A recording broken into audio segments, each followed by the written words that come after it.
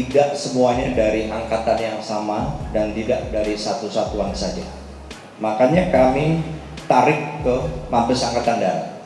Ada beberapa satuan sudah, dan kami akan kejar sampai kemanapun, apapun satuannya. Yang terpenting adalah bantu kami. Kami janji akan serius dan akan kita kawal proses hukum ini.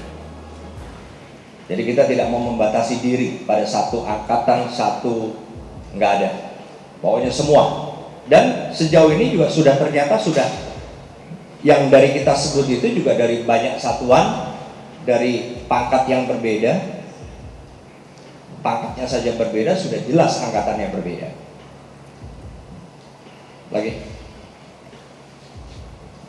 Ya Pak, untuk menambahkan, saya Nathanael dari RTV, tadi sempat disinggung masalah pangkat. Untuk ini pangkat paling tinggi yang menjadi tersangka yang ada di daftar mungkin bisa disebutkan Pak? Terima kasih. Ya, sejauh ini adalah Sersan Mayor. Sersan Mayor, tapi kami tidak mau puas di sini.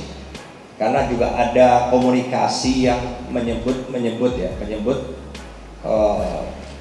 bukan jabatan tapi juga sebutan yang walaupun bukan berarti sebutan yang tinggi, lebih tinggi dari hanya seorang Sersan Mayor.